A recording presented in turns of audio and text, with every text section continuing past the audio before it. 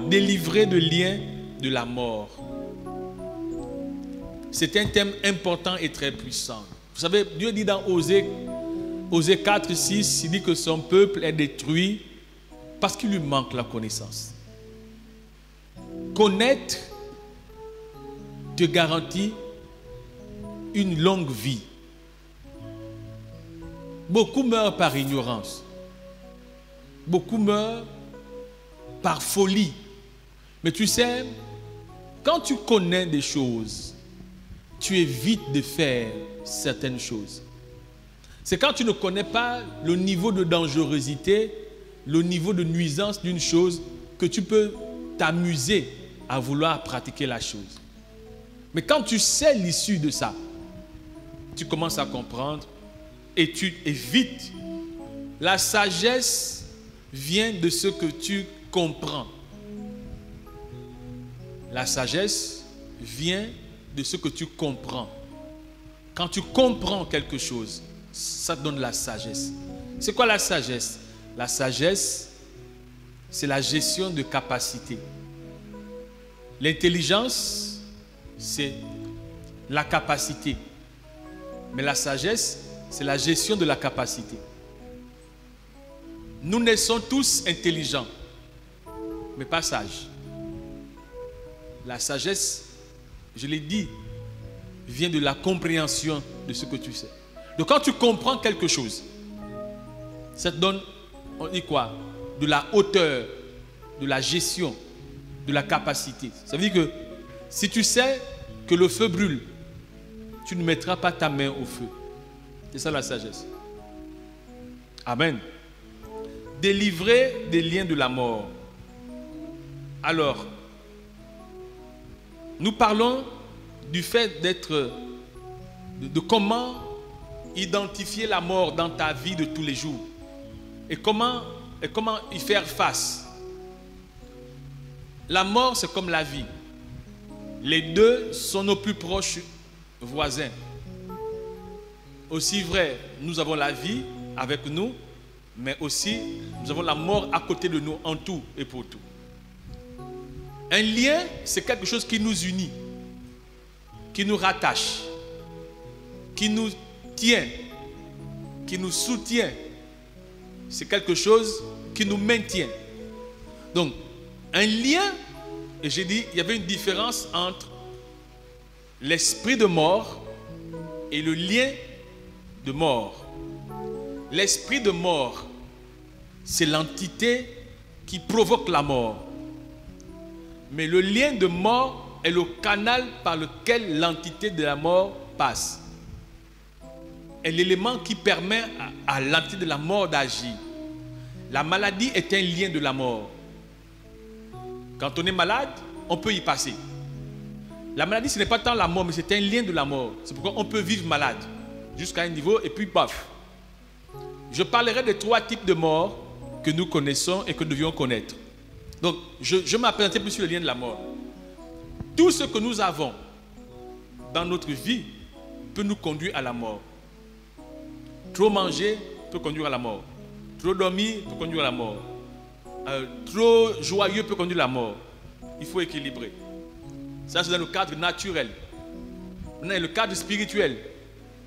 Les envoûtements peuvent conduire à la mort. Les possessions peuvent conduire à la mort. Les sorts qu'on lance peuvent conduire à la mort. La sorcellerie peut conduire à la mort. Donc, il y a des éléments physiques qui conduisent à la mort, des éléments spirituels qui conduisent à la mort, et puis des éléments internes. Donc, ce que j'appelle physique, je fais référence aux éléments extérieurs. Visibles. La voiture peut conduire à la mort. L'avion peut conduire à la mort. Même marcher peut conduire à la mort. Tu peux tomber, puis tu meurs. La mort, l'esprit de mort est différent du lien de mort. On peut tomber et ne pas mourir. Mais on peut tomber et puis mourir. Je voudrais amener avec toi pour que tu prennes conscience de ce que, quand Dieu te dit de ne pas faire quelque chose, que tu comprennes. Parce que ça peut te conduire à un départ prématuré de la terre. Beaucoup meurent sans s'en rendre compte. Les jeunes meurent. Les enfants qui cascadent dans les bus là, c'est des liens de mort. Il peut tomber là et puis il y passe. Donc il faut savoir ce qui peut arrêter ta vie, qui peut tuer ton existence, qui peut empêcher ta suite de vie sur la terre. Donc il faut connaître. Donc, je aborderai des points naturels, mais aussi des points spirituels. Je parlerai un peu de la sorcellerie, mais pas vraiment, parce que je réserve un thème spécialement pour parler de la sorcellerie. Mais je voudrais t'amener à prendre conscience que quand Dieu dit que tout excès est un péché, tout excès, tout ce qui est bon, mais qui est abusé, peut conduire ta vie à la destruction. Tout ce qui est bon, si c'est abusé, peut conduire ta vie à la destruction. Donc, tu dois connaître les limites de ta vie pour que ta vie ne bascule pas du mauvais côté. Quelqu'un dit Amen. Alléluia. Nous sommes là pour... J'aime les temps pareils parce que c'est le moment où Dieu nous parle particulièrement et nous instruit spécialement. Dieu nous dit des choses que souvent on n'en parle pas, dont on ne débat pas souvent au culte, mais des sujets un peu qui ont une certaine connotation. Donc, la vie tend des pièges que si l'homme ne connaît pas, il peut y passer. Mais si l'homme connaît, il peut esquiver. Mais la vie a des pièges. C'est pourquoi Dieu nous dit qu'on a besoin de sa lumière pour vivre. Dans Jean chapitre 8, 12, je pense, il dit qu'il est la lumière du monde et que ceux qui le suivent ne marcheront pas dans les ténèbres, mais ils auront la lumière de la vie. Donc pour vivre, il faut la lumière. Pour vivre longtemps, il faut la lumière. Pourquoi est-ce qu'on ne vit plus longtemps? Parce que nous sommes obscurisés. Il nous manque la lumière. Et demain, je te dirai comment on fait pour vivre longtemps. Il faut savoir que Dieu a dit que dans la résolution que Dieu a donnée, je dis résolution, il dit qu'on doit vivre au moins 120 ans. Aujourd'hui, atteindre par exemple 60 ans, 70 ans, c'est un exploit. Tu atteins 60 ans, 70 ans, c'est vraiment, surtout en Afrique. Donc, la longue vie impose la connaissance de certaines valeurs. Souvent, les gens sont dans les pensées, dans les angoisses, dans la peur, tout ça. Mais ce sont des liens de mort, les angoisses, liens de mort. Les détresses, liens de mort. Même les colères, liens de mort. Les irritations, liens de mort. Il y a tellement de choses que nous avons, que nous faisons, et on ne se rend pas compte. Les inquiétudes. Lui-même il a dit, ne vous inquiétez de rien. Les inquiétudes, ce sont des liens de mort. Des liens de la mort. Qui n'est pas angoissé? Qui ne s'inquiète pas? Qui ne vit pas dans la détresse? Tout le monde. Donc tout le monde est soumis à des liens de mort. On va en parler par la grâce de Dieu. Donc la vie tend des pièges. Le lien est quelque chose qui nous maintient, qui nous lie. Et quand tu es lié, tu auras du mal à te mouvoir, tu auras du mal à avancer.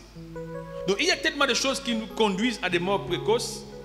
Et ces choses ne sont pas trop connues. Même si nous entendons parler, nous n'en devenons pas vraiment. Donc, les 3 types de morts qui existent, ce sont des morts qu'il faut connaître. Et les morts, ces différentes morts, sont des morts qui nous conduisent à d'autres morts. La première mort conduit à la deuxième conduit à la troisième. La première mort, c'est la mort spirituelle. Et la mort spirituelle, c'est la séparation de l'homme avec Dieu. Les païens sont morts spirituellement. Les païens sont morts spirituellement parce qu'ils sont séparés de Dieu par leur mode de vie. Dieu est la source de vie. Et quiconque s'en sépare se prive de la source de vie. C'est ce que Jésus a dit qu'il est là. Donc, dans la Bible, Genèse nous parle d'une affaire qu'il y a eu entre notre Père le Créateur et puis les premiers de sa créature, donc Adam et Ève. Il a dit à Adam et Ève que si vous mangez de ce fruit, vous mourrez. Alors eux, ils n'ont pas compris ce que ça voulait dire. Donc ils en ont mangé et qu'est-ce qui s'est passé? La Bible dit qu'ils ont été chassés du jardin. La mort spirituelle. Genèse chapitre 2.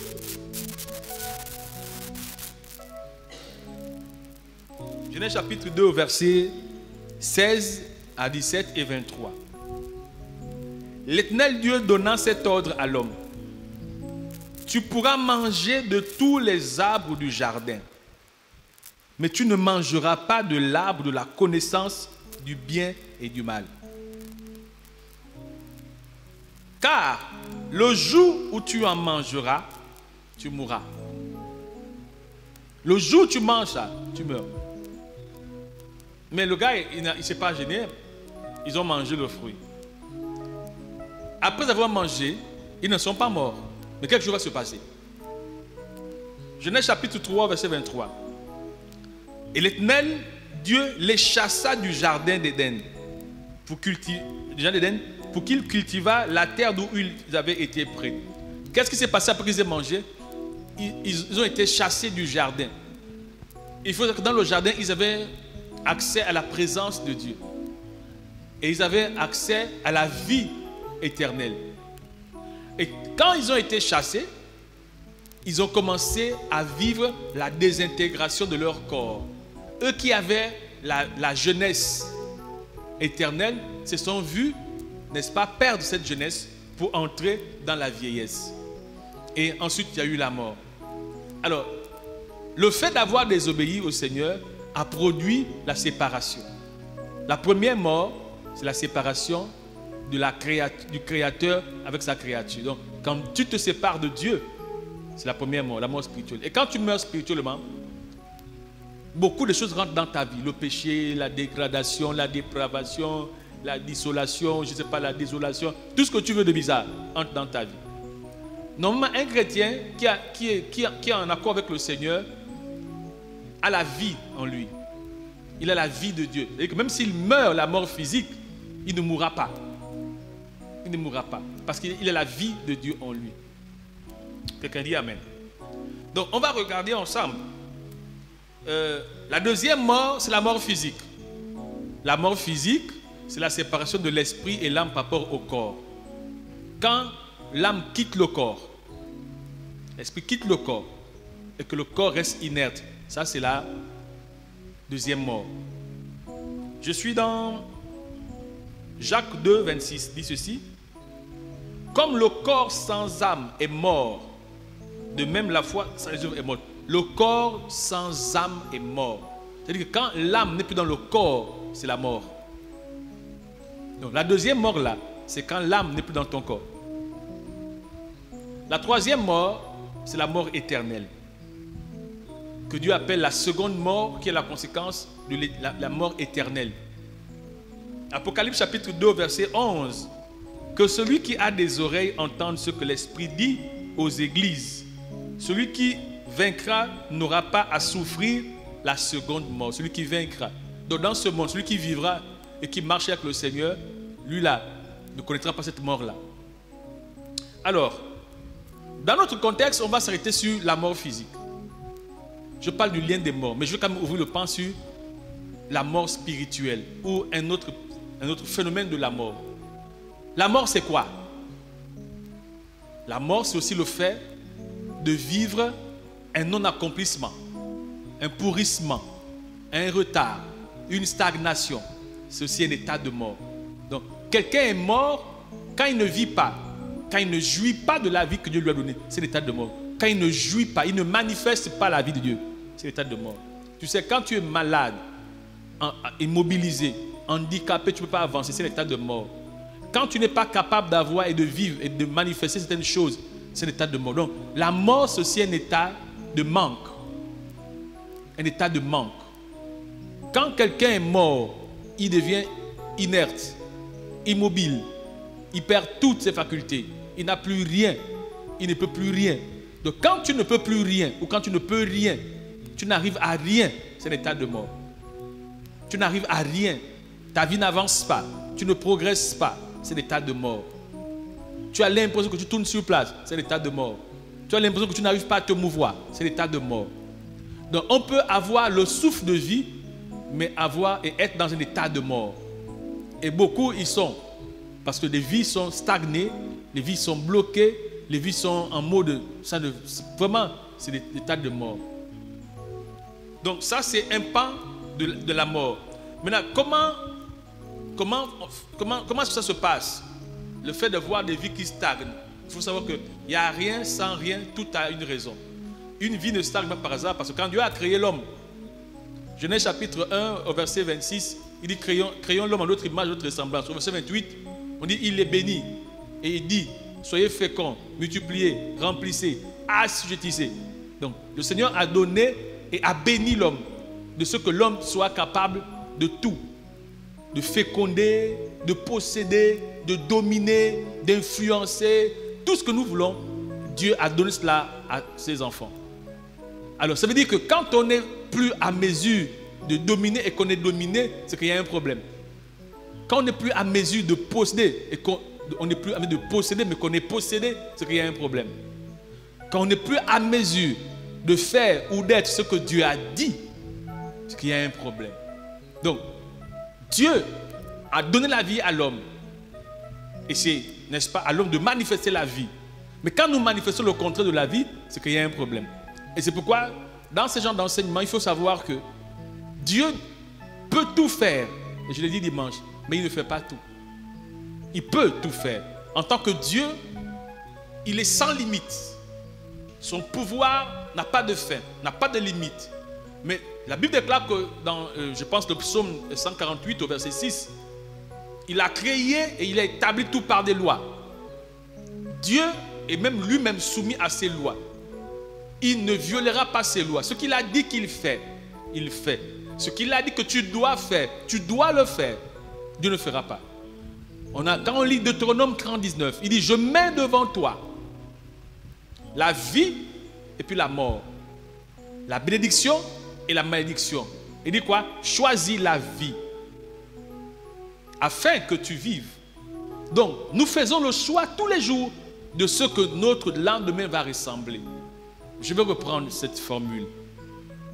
Nous faisons le choix chaque jour de ce à quoi va ressembler notre lendemain.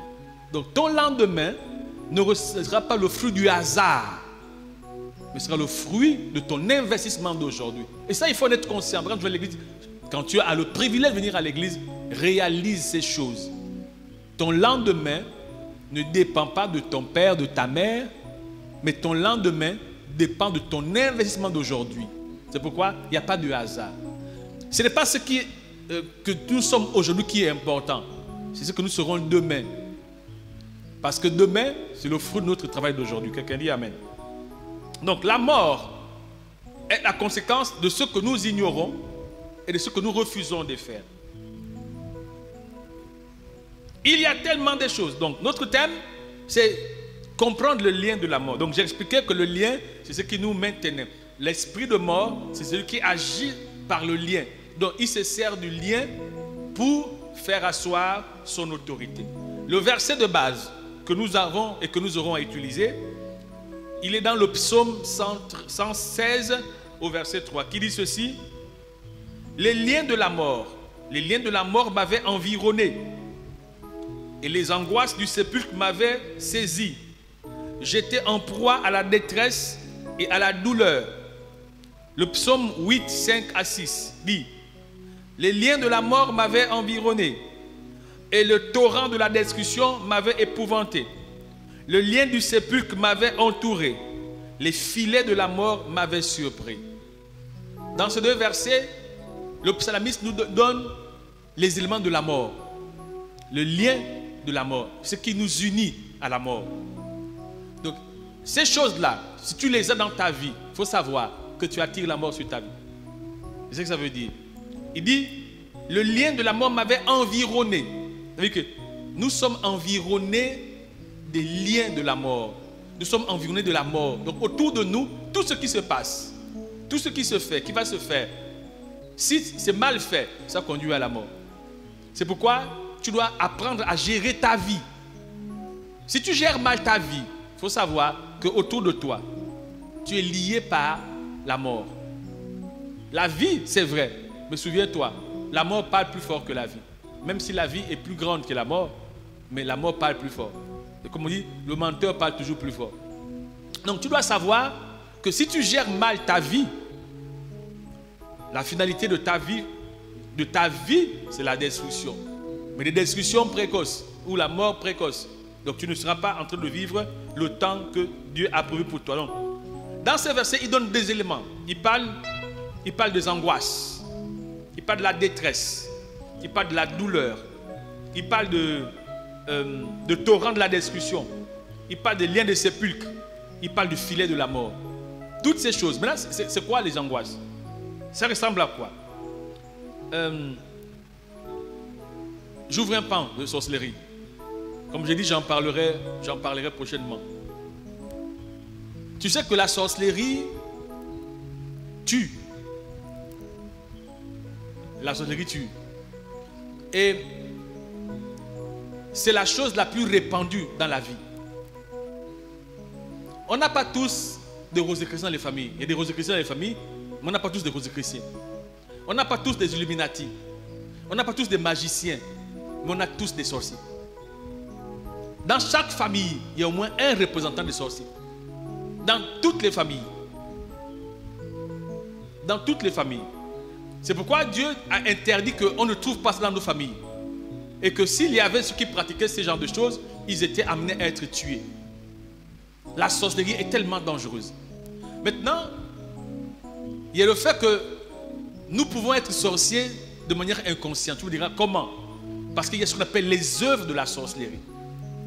Et il y en a qui naissent avec le lien de la sorcellerie parce qu'ils sont issus des familles profondément sorcières. Tu sais, si tes parents sont sorciers, tu es d'une lignée de sorciers, c'est fort probable qu'il y ait en toi des gènes de la sorcellerie. Parce que tu descends d'un mode de vie. Et les sorciers ont un mode de vie. Donc, le fait de côtoyer, ça se transmet. Et donc, du coup, tu peux te voir en train d'agir comme un sorcier de manière inconsciente. Je te dis quelque chose. Par exemple, Dieu dit que celui qui ment, il a accompli l'œuvre de son père, le diable. Donc, mentir, c'est une chose insignifiante. Mais ça appartient à une personne. Donc, le fait pour toi de pratiquer cela te lie à la personne. Et quand tu es lié à la personne, cette personne a le droit sur ta vie. Il dit, il est le père du mensonge. Donc tous ceux qui mentent sont enfants du diable. Ça ne ressemble à rien pourtant. Mais mentir, est-ce qu'on ment dans le sommeil? Non. Mentir, c'est faire le choix de ne pas dire la vérité. Donc, quand tu mens, tu accomplis une œuvre de la sorcellerie parce que les sorciers mentent. Et tu ne te rends pas compte. Mentir, c'est une œuvre de la sorcellerie parce que les sorciers mentent. Tromper l'autre, c'est une œuvre de la sorcellerie. Haïr, c'est une œuvre de la sorcellerie. Comploter contre un frère, donner des faux témoignages, c'est une œuvre de la sorcellerie. Toute activité ou tout comportement qui va dans le sens de nuire à son prochain est une œuvre de la sorcellerie. Tu fais le congossa sur le dos de l'autre, auprès de ton chef, auprès d'un parent, juste pour que l'autre soit mal vu, c'est une œuvre de la sorcellerie. Donc, quand on parle des œuvres de la sorcellerie, c'est toute activité et tout comportement qui va dans le sens de détruire son prochain. Ah, moi je ne suis pas sorcier, mais si tu fais quelque chose qui va dans le sens de nuire ton prochain, c'est la sorcellerie. Et ça, on parle qu'il faut voir la sorcellerie inconsciente. C'est pourquoi il faut se convertir. J'en parlerai peut-être au prochain programme. Quelqu'un dit Amen. Alléluia. Alléluia.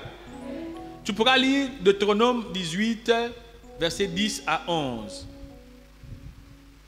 Qu'on ne trouve pas chez toi personne qui fasse passer son fils, etc., qui invoque les esprits de mort, voilà, qu'on ne trouve pas ça chez toi. Exode 29, 17 et 19. Il dit, tu ne laisseras pas vivre la magicienne, celui qui offre des sacrifices à d'autres dieux, qu'à l'Éternel seul sera voué à l'extermination. Donc tous ceux qui adorent d'autres dieux. Torrent de la destruction, c'est une force. Je disais en introduction, les torrents de la destruction. Ce sont des puissances, des forces. La voiture est une force. Tu sais ça? Quand elle roule là, c'est une force naturelle. L'avion est une force. C'est une force que l'homme a créée. Le fusil est une force. Les chars sont des forces, de puissance que les hommes ont créées. Mais il y a des forces de la nature. Le vent est une force. La tempête est une force. La pluie est une force. Et nous sommes environnés de torrents de force. Donc, Autour de nous, quand la pluie tombe, il y a des inondations. Quand le vent souffle, il y a des toitures arrachées. Il y a des vies qui sont endommagées. Quand tu montes dans une voiture qui n'a pas de contrôle, ça peut être dangereux pour toi. Mais c'est des forces. Ce sont des forces. Quelqu'un dit Amen. Le filet, le filet, quand on parle de filet, on fait des réseaux. C'est genre des réseaux comme des plaisirs. Le filet, on parle du filet de l'oiseleur dans le psaume 91. Il dit que le filet de la mort m'avait surpris. Beaucoup de plaisirs que nous pratiquons, nous ne mesurons pas la conséquence de ça. Quelquefois, les jeunes filles vont avec des hommes et puis elles sont surprises de grossesse. Ils vont en boîte de nuit, ils vont dans des grooves et après on consomme des stupéfiants. On commence à prendre la drogue, des choses compliquées. C'est des filets, c'est des pièges que Satan tend, mais qui nous conduisent à la mort dont on ne s'en rend pas compte.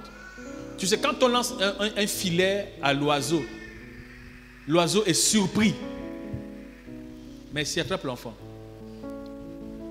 L'oiseau est surpris. Oh, mais c'est passé. Donc les filets de la mort, ce sont les plaisirs de la vie. Tu sais, par exemple, tu aimes boire. C'est bien de boire. Tu bois. Et tu es surpris, cirrhose de foie. Tu aimes la sucrerie. Après tu surpris, oh, diabète. Tu aimes des choses, vraiment, en toi, c'est des choses que tu aimes, mais qui te surprennent après. Et qui te surprennent douloureusement. Qu'est-ce que tu aimes? Souviens-toi, tout excès conduit à la mort. Tout excès. Tu aimes manger, tu seras surpris. De tout ce que tu aimes, que tu pratiques avec excès, aura un effet de nuisance de ta destinée. C'est ça qu'on appelle les filets de la mort. On m'avait surpris. Oh, je ne savais pas. Donc les choses que tu fais tout le temps, tu ne te rends pas compte. Et que tu exagères, auront un impact contre ta vie. C'est pourquoi il faut avoir une vie équilibrée. Tu me suis? Amen. Tu es avec moi ce soir? Tu comprends ce que je dis? J'essaie d'être un peu... Le message n'est pas facile. Mais je veux t'amener à comprendre. Parce qu'à la fin, tu comprendras. Tu comprendras l'importance de se convertir. Vraiment. Si tu veux vivre longtemps, tu veux passer entre les mailles du filet de la mort, tu as besoin. Et demain, je te dirai, par exemple, pourquoi tu dois te convertir. Pourquoi il te faut Jésus? Parce que c'est le seul qui a vaincu la mort. Il n'y a que notre Dieu qui est au-dessus de la mort.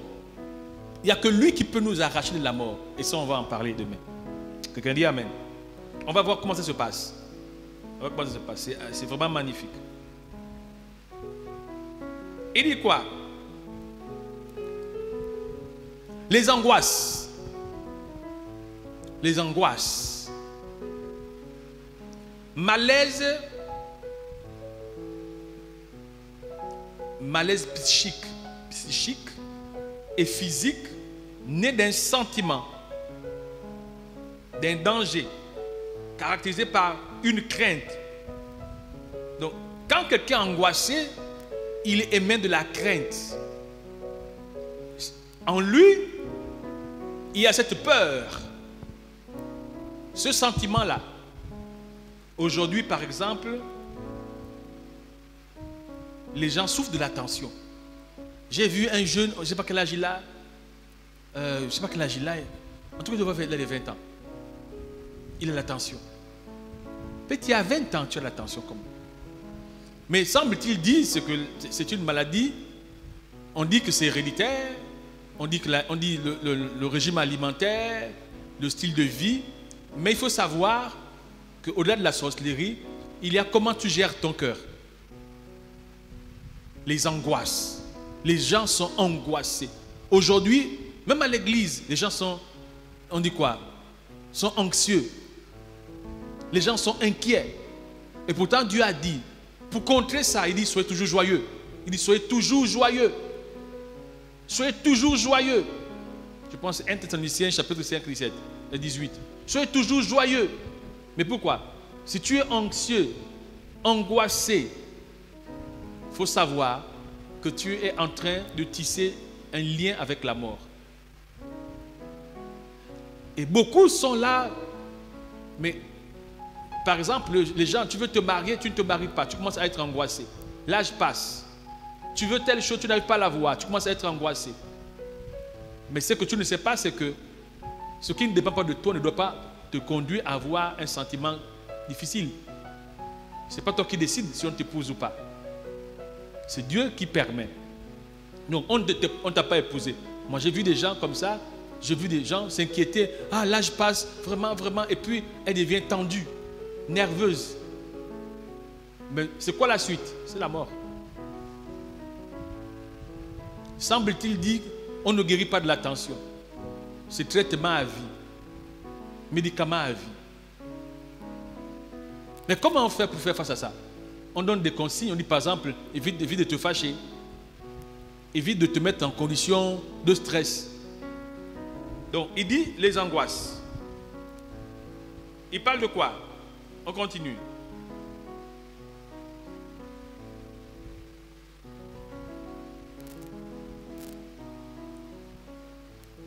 Amen. Je prends le temps.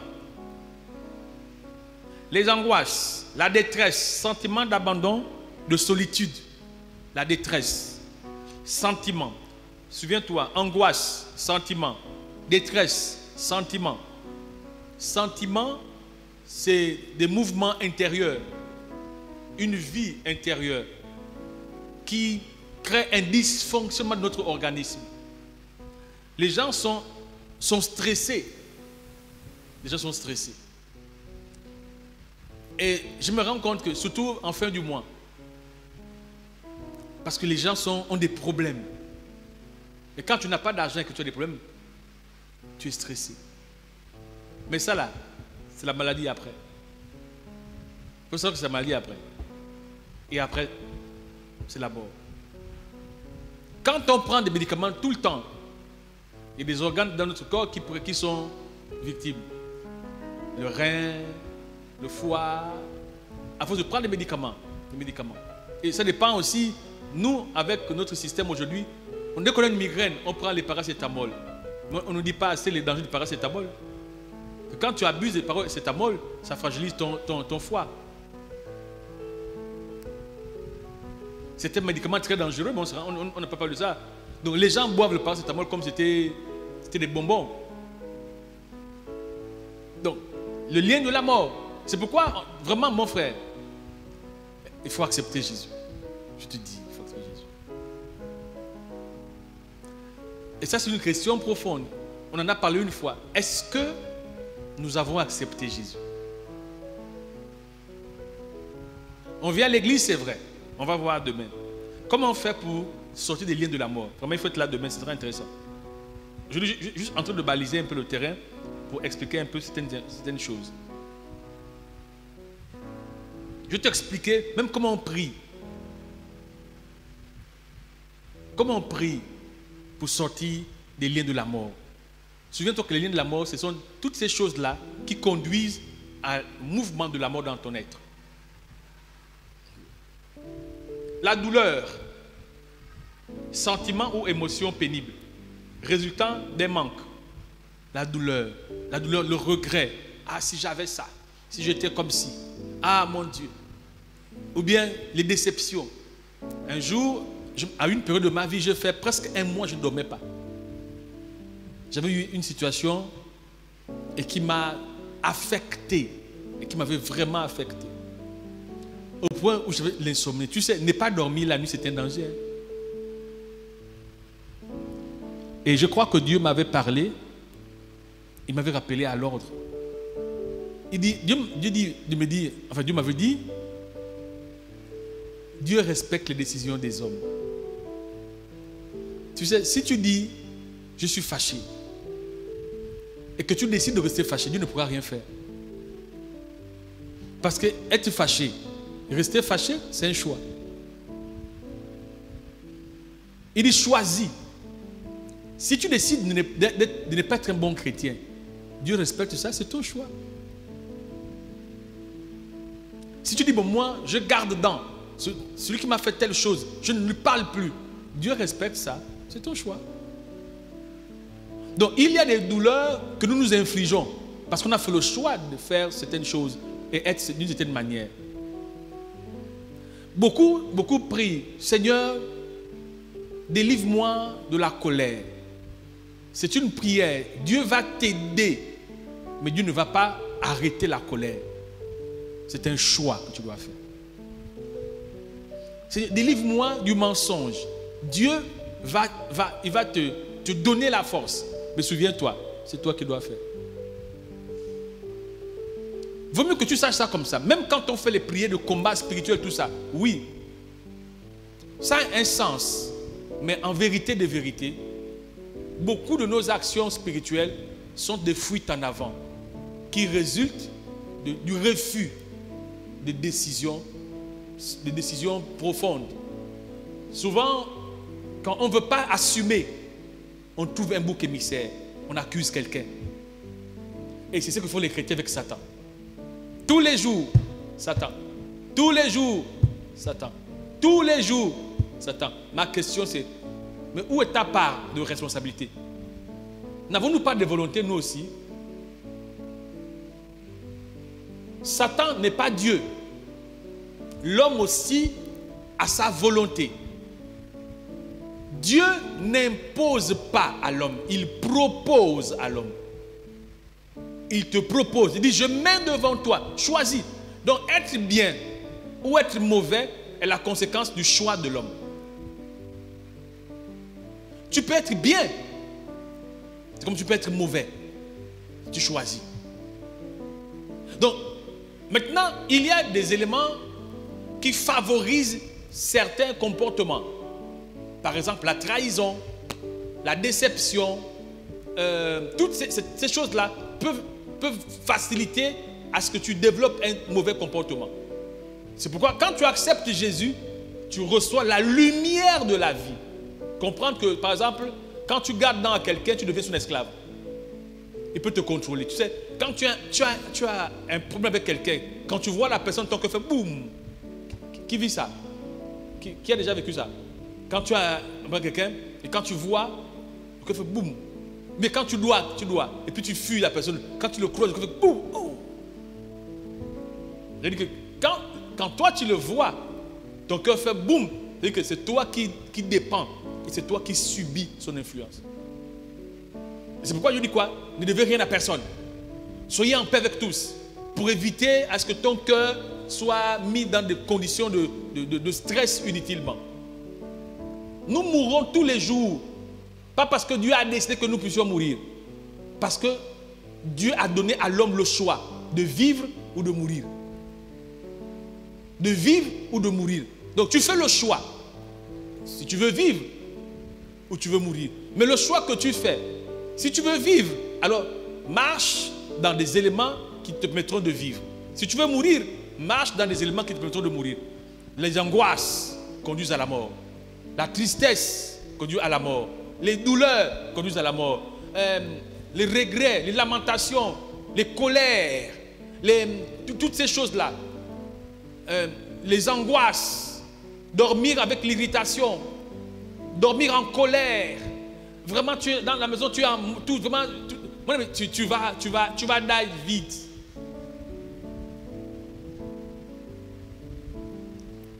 L'homme fait le choix. L'homme fait le choix. Ce qui ne te tue pas, quelqu'un a dit, te rend plus fort. C'est Nelson Mandela qui a dit qu'il ne jouait pas, mais qu'il apprenait toujours. Donc, il faut savoir relativiser les choses dans la vie. La vie t'a été donnée pour la vivre. Pas la subir, mais pour la vivre.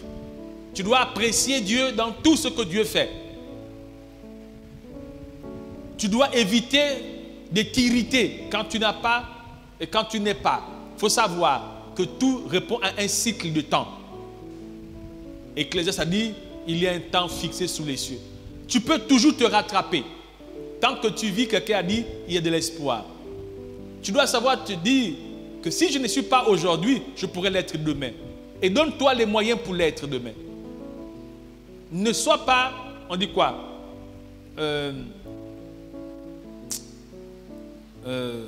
Comment on dit? Ceux qui sont fatals, qui disent, bon, c'est fini, pessimiste. Ne sois pas pessimiste dans la vie. Apprécie Dieu dans tout ce qu'il fait. Alors j'ai un petit témoignage. Aide-moi. Il dit, invoque-moi, je te répondrai. Je t'annoncerai les choses cachées. Donc Dieu connaît les choses secrètes. Et ça, je te montrerai demain un des secrets de la prière. Que beaucoup ne font plus. Que beaucoup ne font plus. On a les prières. Oh, la vie de Dieu. Oui, c'est bien les déclarations. Mais il y a une prière forte. Alors très puissante. Que les chrétiens ne font plus aujourd'hui. Je t'en parlerai demain. Tout à l'heure, je dis par exemple, tu dois dire à Dieu, Seigneur, est-ce que Dieu et toi vous parlez? Est-ce un dialogue ou un monologue? Est-ce que tu entends Dieu te parler? Est-ce que Dieu et toi, vous avez une alliance, une intimité? Tu peux t'asseoir et puis tu sens que Dieu est là pour vous parler. Parce que Dieu est un Dieu omniprésent, omnipotent, omniscient. Il est présent partout. Tu l'invoques, il dit, invoque-moi, je te répondrai. Quelle relation tu as avec le Seigneur? Est-ce que Dieu est vraiment dans ta vie comme le centre névralgique? Est-ce que Dieu est dans ta vie comme on dit quoi? L'appui, le fondamental, le commencement? Dieu est où dans ta vie? Alors, je termine avec moi, je suis pasteur en plein temps. Ça veut dire que moi, je n'ai pas de salaire. Je ne suis pas salarié à l'église. Je ne suis pas salarié à l'église. Je n'ai pas de fin du mois où je vais à la banque prendre de l'argent. Je vis par la grâce. Vous savez, on construit l'église. Construire, c'est difficile. Les dîmes offrandes à l'église, on compte. Regarde, les chaises sont vides. C'est ça l'église. Il y en a qui donnent, il y en a qui ne donnent pas, il y en a qui font ceci. Mais comment je fais pour vivre? Entre construire, entre investir et tout ça là. Comment je fais pour vivre? Tu sais, pour démissionner, il a fallu la foi en Dieu. Aujourd'hui, par exemple, je suis allé faire la dent. Ça m'a posé peut-être parce que j'avais une prothèse que j'avais faite quand je travaillais. Elle est tombée. Donc quand je suis allé voir le dentiste qui m'avait posé, délivre-moi de liens de la mort. Délivre-moi des liens de la destruction. Délivre-moi des angoisses, de la détresse, de la peur, de l'inquiétude. Délivre-moi de toute maladie, de tout lien de mort. Seigneur, tu as dit dans ta parole, celui qui se confie en toi ne sera pas détruit. Seigneur, ne donne pas au diable le pouvoir de nuire à ma vie. Ne m'autorise pas de laisser le diable me nuire. Seigneur, donne-moi d'être conscient des éléments qui conduisent à la mort. Donne-moi d'être conscient des pensées, des émotions, des sentiments qui conduisent à la mort. Délivre-moi des mauvaises pensées, des mauvais sentiments, du mauvais comportement, de tout ce qui est dangereux et qui peut détruire ma vie. Délivre-moi de tout ce qui ne vient pas de toi, de tout ce que tu n'approuves pas. Rends-moi conscient. Seigneur, soutiens ma foi, soutiens ma vie, soutiens mon engagement. Donne-moi de cultiver une bonne relation avec toi, une bonne intimité avec toi. Apprends-moi à marcher avec toi. Apprends-moi à écouter ta voix. Apprends-moi à suivre ta loi. Rends-moi conscient de ton existence. Mon Dieu, tu es plus réel que le réel. Tu es plus vrai que ce qui est vrai. Tu n'es pas un homme pour mentir, ni le Fils de l'homme pour se repentir. Mon Dieu, tu guéris les malades. Tu guéris toute maladie. Tu peux tout faire. Rien ne peut te dépasser. Tu es plus grand que les grands. Tu es plus fort que ceux qui sont forts. Ta grandeur n'a pas de limite. Ta puissance n'a pas de limite. Ton règne n'a pas de fin. Qu'est-ce que tu ne peux pas faire? Ma Bible déclare, tu peux tout faire. Tu as le pouvoir sur toutes choses. Tu règnes dans le visible et l'invisible. Tu es éternel. Mon Dieu, rends-moi conscient de ce que tu es capable de faire. Tu confonds les sages et les intelligences. Tu es la sagesse. Tu es l'intelligence. Tu es la puissance.